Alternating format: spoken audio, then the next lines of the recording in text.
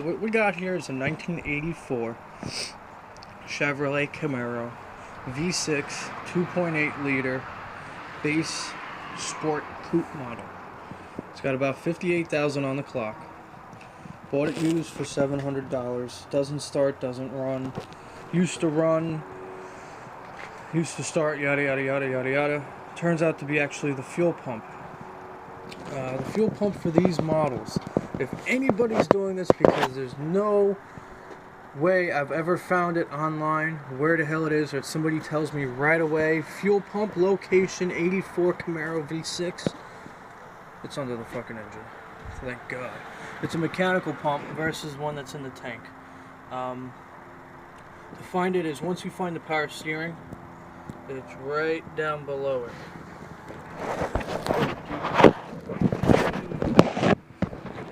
Boom! Right there.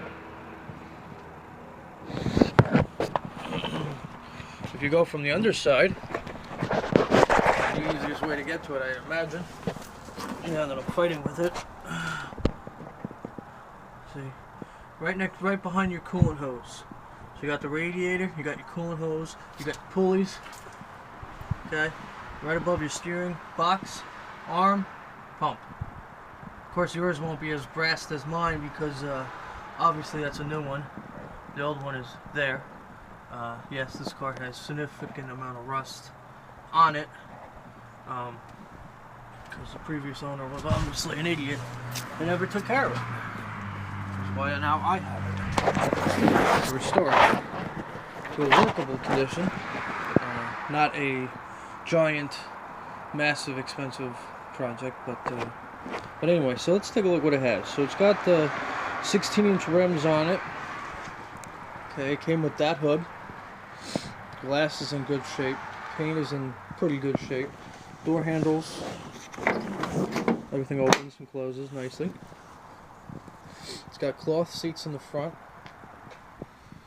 It's got leather seats in the back. Go figure that one out. Came with the louvers on it. Came with the wing on the back end of it with a working brake light. I had a problem where I couldn't get into my trunk because the previous owner, of course, like anything else when you cut a used car, lost all the shit. They lost the key. So I couldn't get into the trunk, or the hatch, actually, to be honest with you. So how do you get into it? Well, you have two options. You have either A, listen to the people slamming a hammer into there and breaking the lock assembly and then possibly never getting into the car ever again and having a permanent closed hatch. You can try to have a locksmith do it, but then a lot of them say they drill in.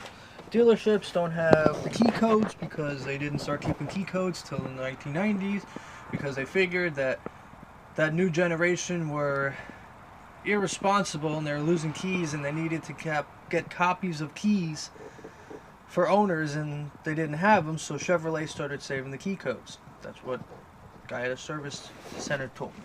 Is it true? Who the hell knows? Or he was just a lazy fuck. So anyway, ended up calling this custom car place that's out by me and asked them, how do I get into the rear of my 84 Camaro V6? It's got no power locks, it's got no push button locks, it is just plain Jane. He said, well, unfortunately, without doing any major surgery to your car, the only thing you can do is cut the back panel open that bulges out in front of the lock, and that's it. Cut it nice and smooth. You can always attach a plastic panel on it. So he said, you know, leave about 1/4 of an inch around. Of course, yes, I want to, you know, definitely trim it up so it's a little nicer. Cut it all the way around. Panel falls out, which is a bitch to do, I'll be honest with you. Sheet metal cutters work the best. Plastic scissors, you know, scissors meant for cutting plastic, no. Took too long, my hands are killing me. I guess you could have dremeled it, but my smoke detector in my garage is very sensitive. Even lighting a cigarette and it hasn't lit, it will go off and tell the whole neighborhood. So anyway, once you get this cover off, this little rod here goes up and down, and I had to push it down. Well, actually, sorry, push it up. This is up, and I stuck a flathead right into the slot. You can kind of see just between the metal of the rod, and then there's like, looks like a little keyhole. You stick it in there and you turn it counterclockwise. You'll eventually hear a click, and then the fun part starts, because this hatch weighs probably about 50 pounds, I'd give or take. It feels almost like 50 pounds, especially with the wing, the big giant metal louvers, the weight of the metal and the glass. This thing's a heavy bitch. I was laying on my back in there, and I had to push it up with my shoulder and my neck. It was a tough one. And then to crawl out and put some pieces of wood on the back end of it so it doesn't lock on me again, until I can do the lock assembly. Actually, that'll be in another video.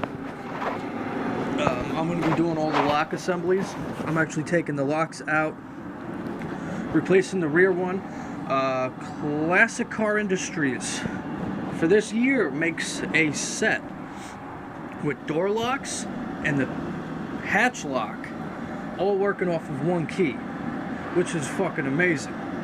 Instead of having 3 keys on the keychain, now I got 2. This lock I'm taking out, I'm replacing it with the chrome ones that they have. It actually would look really nice because the one on the rear is also chrome, so I think it would actually give it a nice look to it. The door handles I'm actually gonna keep because it is a nice car show touch, because it's original. See, everybody would take this off and redo it, but then when you go to a car show and you say, hey, this is the original door handle from '84, I pull on it, it works.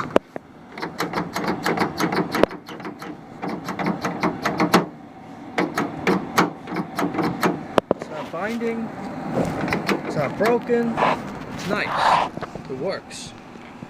Even the interior door handle works. So I'm keeping a lot of things original. Yes, the crank window is missing. I bought one from Rock Auto for pennies, literally. Body lines are all good. The molding is all good, keeping that original. Camaro emblem is original from '84. 30-year-old fucking emblem is still on there. I got a 16-year-old truck. All my emblems fell off 4 years ago. I went out and bought new ones. So, bitch. Amazing. Got some rust spots here and there. I do have the colors coming. This is a frost beige or a yellow brown, depending on what website you go off of. There's a paint website. When the paint actually comes, I will be showing everybody the paint. I'm going to be touching up all these different areas. I got paint pens coming. I got spray cans coming with a clear coat base on it. Yeah, it's got to get some more. I got to decrapinize it. But this is basically the start off of it. It's got to get some more cleaning, but I'm going to definitely try to get it running today. I got to fight with the fuel pump. Fuel pump has 2 bolts that go in. It's under a tension spring, which makes it a royal fucking bitch to even get it in there. And it's like basically a 2-man job. If you have a place with actual lift versus doing it like this in a garage, don't go for it. Go for the fucking lift. If you have a buddy of yours that has a lift and you can get it off the ground so you can stand up, it's a lot easier than laying on the ground, pushing it, your hands are cramping up. It's just aggravating. I'm also going to be replacing all these fuel lines. So this is the last time you're going to see all these fuel lines that look like this. If you're new to the 80s Camaro world, and I've learned a little bit, and everybody can correct me if I'm wrong.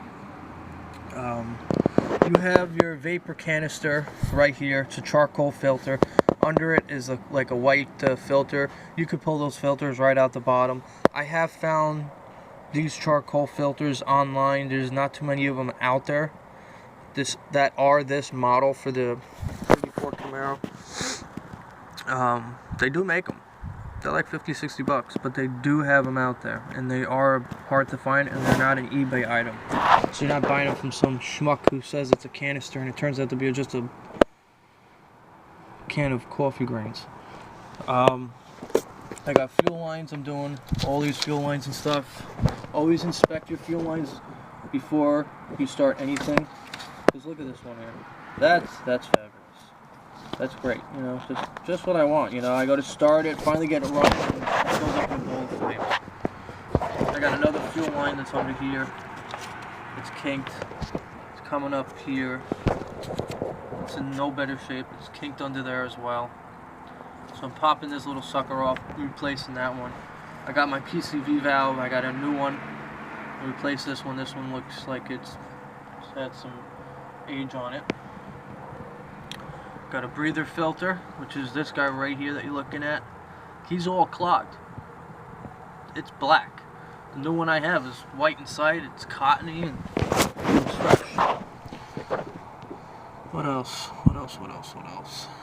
Yeah, I mean, always check all your shit too before you buy anything.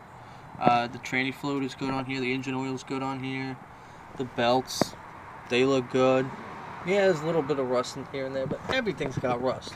If you know what you're doing and you know how to fucking clean it, you're good to go. It's not that hard. I mean, I started painting the inside a little bit, a little bed liner and stuff on the inside. Darken tone it up a little bit. Missed some spots here, obviously. I was taking off the air filter. Clean it up a bit. I mean, the whole air filter box was all rusted. I sanded it and I painted it red just to give it some color in here. Actually, when it's sitting on there, it looks really good. So maybe I'll touch up some color in some different spots.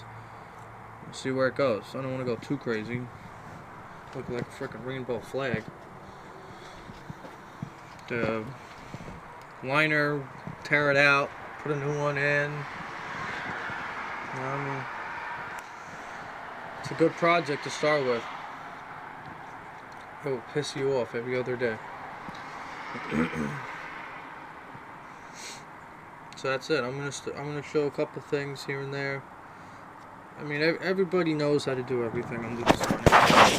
It's kind of funny. You don't think about it. Two things that people always miss is this: your radiator cap. Pull it off. Look at this thing. That's nasty. So I flushed the system out when I first discovered that. Out with the old and with the new. Look at the difference. Big difference. Big difference.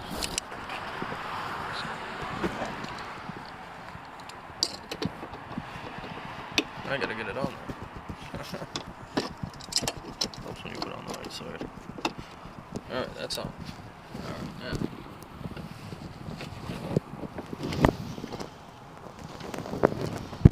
Let's see what else we're gonna do.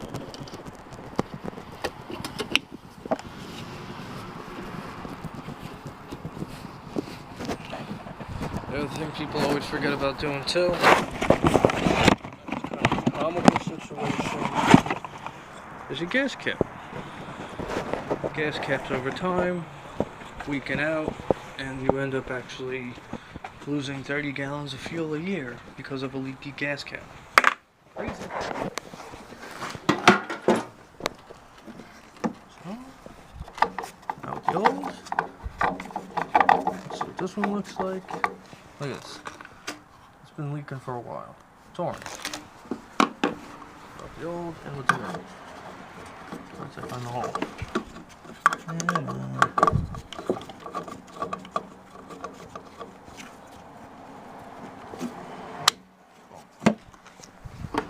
Look at this thing. Yeah, I think that's beyond its usage. Yeah. Garbage. That's it. This one. So, motor raid for that. AC Delco for the radiator cap. And then I got my fuel lines. I'm gonna start cutting. Rock Auto for your fuel lines. Got 1/4, 5/16. Forgot what that skinny one is offhand. But it's easy, just look up 1984, 1980, 1989, 92, 91. Fuel lines. That's it. You'll get the fuel lines for your car, truck, SUV, boat, plane, time machine, TARDIS, whatever you have. You'll get the fuel lines, make sure they're the right size, and at least order like I did 100 feet worth of it.